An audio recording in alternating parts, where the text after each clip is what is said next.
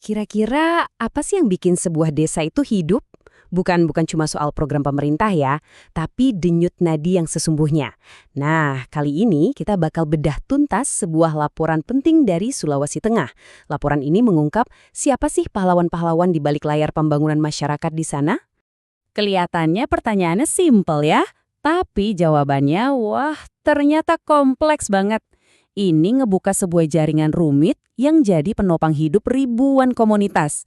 Dan yang menarik, jaringan ini seringkali nggak kelihatan loh. Jadi, kekuatan utamanya itu bukan di kantor-kantor pemerintahan, bukan. Tapi ada di jaringannya para relawan lokal, di kelompok-kelompok masyarakat. Mereka lah bisa dibilang darahnya pembangunan desa. Tapi, ada masalahnya nih. Pemahaman pemerintah soal kelompok-kelompok ini tuh ternyata agak kabur, udah ketinggalan zaman gitu. Makanya pemerintah akhirnya bikin sebuah misi khusus buat dapat gambaran yang jelas, siapa sih mereka ini sebenarnya, dan apa aja tantangan yang mereka hadapi. Dan tujuannya ini bukan sekedar ngumpulin angka ya, jauh lebih dari itu. Ini soal gimana caranya supaya kebijakan dan dana ke depannya itu benar-benar didasarkan sama data yang akurat. Biar apa? Biar bantuannya nyampe ke orang yang tepat, di waktu yang tepat. Oke, sebelum kita lanjut lebih dalam, ada satu istilah kunci yang perlu kita pahami bareng-bareng. LKD, singkatan dari Lembaga Kemasyarakatan Desa, anggap aja ini kayak payung hukumnya gitu buat semua kelompok relawan yang jadi mitra resmi pemerintah desa. Mereka ikut merencanakan, ikut mengawasi pembangunan. Nah, pertanyaannya, siapa aja sih yang ada di balik payung LKMD ini? Yuk, kita kenalan lebih dekat sama sistem pendukung desa yang super penting ini. Wah, daftarnya panjang nih. Ada Posyandu, PKK, Karang Taruna, LPM, sampai lembaga adat. Mereka ini yang ngurusin macam-macam loh. Dari mulai kesehatan ibu dan anak, urusan anak muda, sampai ngelestariin adat istiadat. Semuanya ini membentuk jaringan yang vital banget. Dan hebatnya, semuanya digerakkan oleh relawan. Coba kita bedah satu-satu ya, biar kebayang. Pertama, ada Posyandu. Ini udah pasti kita semua kenal kan? Mereka ini garda terdepan kesehatan di level desa. Dijalankan sama kader-kader yang dedikasinya wah luar biasa.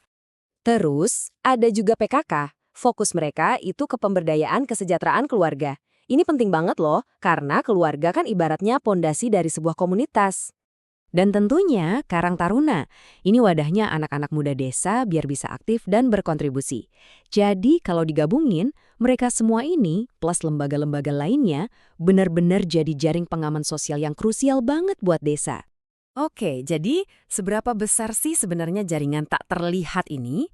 Nah, misi pengumpulan data kemarin tuh berhasil ngungkap skala yang jujur aja bikin kaget. Bayangin aja, cakupannya itu satu provinsi penuh loh, Sulawesi Tengah. Totalnya ada lebih dari 1.800 desa, gak main-main kan?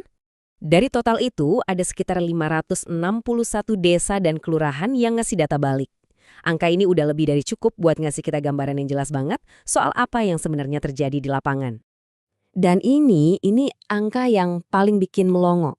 Cuma dari desa-desa yang merespons itu aja, total ada hampir 25.000 kader Posyandu dan PKK. Itu kayak satu pasukan relawan raksasa yang kerja tanpa pamrih setiap hari. Luar biasa kan? Tapi tunggu dulu, angka-angka keren tadi itu baru setengah cerita. Karena di baliknya, data ini justru ngebongkar masalah-masalah yang, wah, sistemik banget. Masalah yang selama ini jadi penghambat utama buat kelompok-kelompok penting ini. Jadi, laporan ini nyoba merangkum ratusan keluhan dan masukan yang masuk.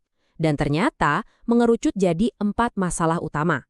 4 hambatan sistemik yang kayaknya dirasain sama hampir semua kelompok di seluruh provinsi. Nah, ini dia 4 masalah besarnya. Partisipasi, pendanaan, pelatihan, dan fasilitas. 4 hal ini bisa dibilang jadi benang merah yang ngehubungin perjuangan mereka semua. Kita bahas satu-satu ya. Pertama, partisipasi. Banyak banget relawan yang ngerasa kayak berjuang sendirian. Susah gitu loh, ngajak warga lain buat datang dan ikut aktif. Mungkin karena banyak yang belum sadar seberapa penting sih program-program ini. Kedua, soal duit. Pendanaan. Nah, ini kayaknya keluhan sejuta umat deh. Hampir semua ngeluhin hal yang sama. Gak ada alokasi anggaran yang jelas dari desa buat biaya operasional mereka. Jadinya ya serba gak pasti. Ketiga, pelatihan. Kader-kader yang super berdedikasi ini ngerasa sering ditinggal sendirian. Mereka butuh banget loh pelatihan, bimbingan teknis, biar skillnya makin jago. Terus yang keempat, fasilitas. Ini juga krusial. Banyak yang ngeluh bahkan tempat buat ngumpul aja susah. Atau peralatannya kurang. Ini kan ngehambat kerja banget. Tapi, laporan ini kerennya nggak cuma ngomongin masalah doang. Justru, bagian paling pentingnya itu adalah tawarannya. Laporan ini ngasih semacam cetak biru, blueprint buat masa depan. Sebuah cara kerja baru yang jauh lebih kolaboratif. Nah ini nih inti perubahannya. Ada pergeseran yang fundamental banget. Dari cara lama yang top-down, kaku, penuh ego sektoral, dan cuma ngejar output ke cara baru yang fokusnya ke kolaborasi, sinergi, dan yang paling penting, fokus ke outcome atau dampak nyata buat masyarakat. Gimana caranya? Laporannya ngasih beberapa langkah konkret. Misalnya, jangan buru-buru bikin aturan baru, evaluasi dulu yang lama. Terus, libatkan semua pihak dari awal sampai akhir.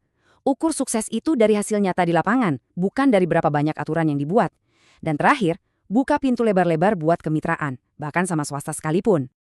Ujung-ujungnya, semua temuan udah di atas meja. Peta jalan ke depannya juga udah jelas. Pertanyaan besarnya tinggal satu. Apakah data dan rekomendasi ini bakal jadi percikan api buat perubahan nyata bagi ribuan relawan di Sulawesi Tengah? Atau cuma bakal jadi satu lagi laporan yang menumpuk dan berdebu di rak?